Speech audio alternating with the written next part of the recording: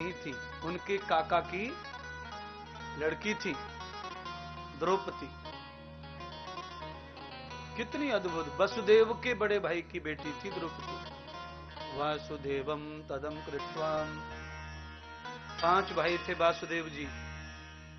वसुदेव के कृष्ण थे, उनकी बड़ी भाई की बेटी द्रौपदी थी, सुभद्रा भी। इसीलिए भगवान इन दोनों को बहन मान करके आवृत्ति करते हैं। अर्जुन को भी एक पत्नी के रूप में सुभद्रा का कन्यादान किया था भगवान ने। पांचाली जिन्हें आप कहते हैं, काका का मतलब है बुआ, फूफा। क्या बोलते फूफा को? यहाँ फूफा ही बोलते। हाँ, ये ऐसी बहन थी द्रौपदी, पांचाल की। इसलिए प्रियात्मनम यथा सिद्धि नाम, कितना भी नजदीक का दूर का रिश्ता हो, पर जब आदमी दिल में ठान लेता है तो दूर के रिश्ते को भी पूरा अपने जैसा ही निभाता है। कभी कभी तो हम एक ही पेट में से पैदा होते हैं, रिश्ता नहीं निभा पाते। पहले ही प्रवचन के शुरू में ही कह दिया है, अपने अपने कर्म से होते बारे, आए एक ही घाट से और जाएं एक ही घाट।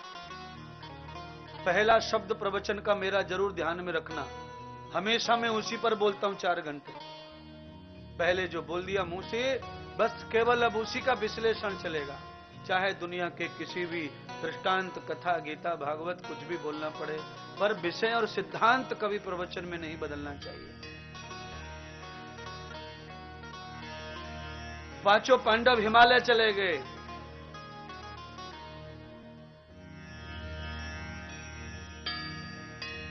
कुंती को वरदान देकर भगवान चले गए द्वारिका। द्वारका में जाके भगवान अपनी पत्नियों से मिलते हैं और भगवान की अनेक सखियां ब्रज से द्वारका भगवान को मिलने पहुंच गई थी। भगवान ने बड़े दिनों तक इंतजार करवाया। हस्तिनापुर में भगवान बहुत लंबे समय तक रहे। आज पांडवों के पोते परीक्षित ने नियोजन किया, गतम पुरुषम यथा गम्यम तदम भागवतम प्रियात्मनः। ये श्लोक मैं 3 बार बोल चुका हूं भागवत में। आज घोड़े पे सवार होकर राजा परीक्षित अपने पूर्वजों के राज्य को देखने के लिए निकले। तब राजा परीक्षित को दक्षिण दिशा में सुंदर सरोवर के किनारे एक बैल और एक गाय बैठे और कोई दुष्ट आदमी उनको लगातार पीट रहा है। कौन है वो? तो कहा दुर्जनम काल योगेश्वर। काल है वो, जिसे काला आदमी कहते हैं। कलयुग, क्लेश जो बात बात पर देता है वो कलयुग है। किसी किसी के घर में भी ऐसा आदमी होता है जो 5-5 मिनट में दुख देता है सब, दिन भर बुराई बोलता रहता, अच्छा उसके मुंह में है ही नहीं। कौन है वो? कलयुग। कलह पैदा करने वाला जो व्यक्ति है, औरत है, वो कलयुग का अंश है। और जो क्लेश को समाप्त करने वाले हैं वो कौन है? वो धर्म है। धर्मयुग, धर्मात्मा, धर्म सिद्धि यथा मूलम। यही पांडवों ने कहा था परीक्षित को, कलयुग को मार के भगा देना और धर्म की स्थापना करना। तो जो घर में रार को, झगड़े को मिटाते हैं वो कौन है? वो धर्मराज हैं, स्थापित कर रहे हैं धर्म को, घर के शांति को, वातावरण को, घर के सुकून को, घर के सहज सामर्थ्य को जो बचाते हैं वो धर्मराज है। और जो घर में क्लेश करते हैं वो कली हैं। कल पुरुष, काला पुरुष, दुष्ट पुरुष, नीच पुरुष। कितनी भी गालियां दो कम है कलयुग को, कितना धूर्त है ये समय।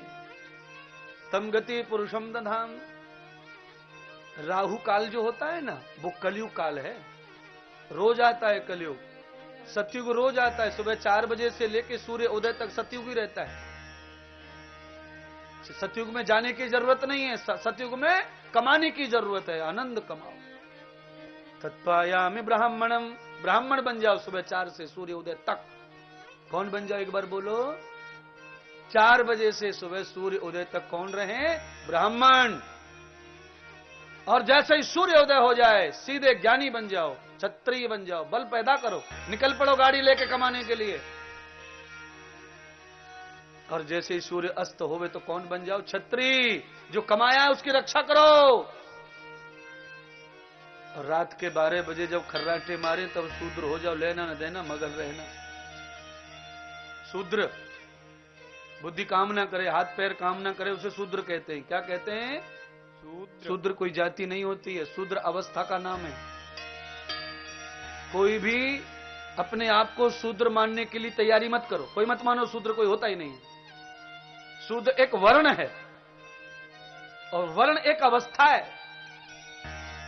मैंने ये वर्ण किया, पंडित जी वर्ण करवाते हैं। वर्ण अवस्था का नाम है, वर्ण कभी फिक्स नहीं होता। आज आप लाल कपड़े का वर्ण कर सकते हैं पंडित जी के नाम से, कल पीले कपड़े का कर सकते हैं, परसों सफेद का कर सकते हैं। पंडित जी ये वर्ण लाए, ये स्वीकार करो। वर्ण माने वस्त्र होता है। दान अलंकृतम भूषितम तथा वर्ण योगो शंकर। भगवान शंकर ने वर्ण बनाया। वो जातिवाती नहीं मानते, भूत पिशाच सब भगवान के प्रिय हैं।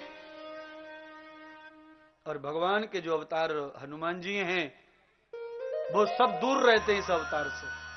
भगवान शिव जी के पास रहते भूत प्रेत, और हनुमान जी से भूत पिशाच निकट नहीं आवे। हनुमान चालीसा।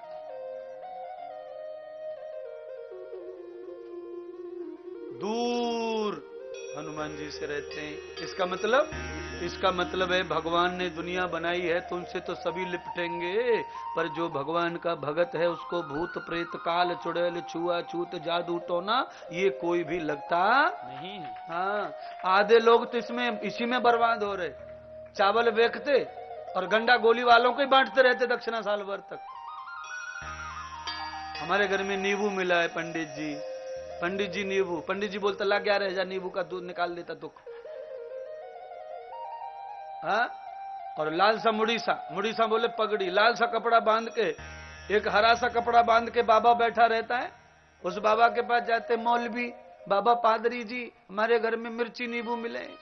वो भी कहता लाओ 500, सब मिटा देता नींबू मिर्ची को। अरे बाबड़ो, दुकानदार के पास में से हरा धनिया मिर्ची फ्री में मांगते हो ना सब्जी के साथ में, तो यहाँ फ्री में मिला है, इसका क्यों टेंशन ले रहे? वहां मांग रहे फ्री में, और इधर घर में कोई डाल के गया वफादार, इसके मारे फटे जा रहे हो डर के मारे। मर गए रहे, बर्बाद हो गए, अब क्या होएगा? नींबू मिला है, नींबू है? और दुकानदार से कहते अच्छा 150 रुपए की भाजी लिए, सब्जी लिए, 2 लोग के लिए, 2 काशी पर लिए, तो नींबू नहीं दे सकता फ्री में? और घर में कोई डाल गया, उसके मारे मरे जा रहे। हाय हाय हाय हाय। अरे बाबड़ो, कब सुधरेंगे तुम? हिंदू हो, पागल हो गए हो? हाँ? और वो थूकने के लिए बैठा हुआ, नींबू का जहर उतारने वाला। अच्छा नीचे दंडवत करो। तेरी का अस्थमा की बीमारी है, दुनिया भर का खोपड़ी पे अस्थमा लाद दिया, अब नींबू से अच्छा है थूक? हाँ? नजर उतारने का भी अलग अलग रहता है टोटका। याद रखने ना, जितने भी ये तुम्हारा इलाज करने वाले मिलेंगे सब अंगूठा छाप हैं। एक दिन पढ़ा नहीं लिखा नहीं, इनके कमरे में किताब मिल नहीं सकती, इनके कमरे में ज्ञान मिल नहीं सकता। अंधेरे में रहते हैं, लाइट भी नहीं जलाते, प्रकाश नहीं होता इन बाबाओं के कमरे में, अंधेरा। क्यों? काला जादू है। काला जादू हम सफेद काय को करेंगे? इन बदमाशों से तुम्हें बचाने के लिए मेरा अवतार हुआ है। हाँ, नारियल सुनो तो सही, नारियल, ऊपर से महात्मा गांधी का छपा हुआ नोट 500 का, और एक स्वाफी तौलिया, इतनी सारी चीजें देके भी संतोष नहीं है। ऊपर से कंकु, लोग बोलते कोरा नहीं देते, कंकु लगा, कंकु लगा के फिर परोस रहे। बाबा हमारे घर में नींबू मिला है परसों, कुछ कर दो। अरे रे, तुम सारे छत्तीसगढ़ वाले एक एक नींबू मेरे आश्रम में डाल के आओ, मैं कुछ कर दूं, चैलेंज में आशीर्वाद दूंगा। है?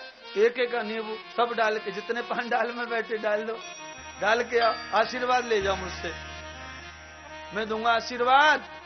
पूरा छत्तीसगढ़ नींबू लेके आवे तो कम से कम 100 ट्रक हो जाएंगे, 10 रुपए किलो के मारे मेरा अपने आप हॉस्पिटल बन जाए। अरे बाबड़ो, तुम तो लिख दो अपने घर के सामने, हमारे घर में हरी मिर्ची नींबू डालना मुफ्त में, खुला है दरवाजा। पर ये जादू वाले भी नालायक को रहते हैं, जहां पे इन्हें खुला मिल जावे वहां डालते नहीं। जो कोई डरता वहां डरते हैं। डर दिखाना भी वहीं चाहिए जो डरे है? हम आंख दिखावे छोरा पे और वो घूंसा मार दे, तो क्या फायदा आंख निकालने का बच्चे के ऊपर। जो बालक डरे आंखों से उसी को डराओ, जो नहीं डरे वहां से पीछे तो फायदा नहीं, तो इज्जत उतार लेगा दो ही लपड़ में थप्पड़ में।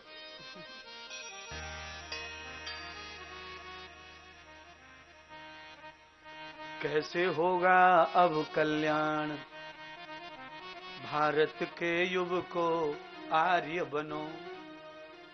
कैसा होगा अब कल्याण, भारत के वीरों श्रेष्ठ बनो। बलवान बनो, कैसे होगा अब कल्याण। अब तुम्हारी जरूरत है। हम तो रोज बुलवा ही रहे आमिर जी से कि आप नौजवान खड़े हो जाओ, लंगोट बांध लो और ये पेंट फाड़ के फेंक दो और कफन बांध लो सिर पे और निकल पड़ो देश की सेवा में, तब कल्याण होगा तुम्हारा भी और तुम्हारे देश का भी।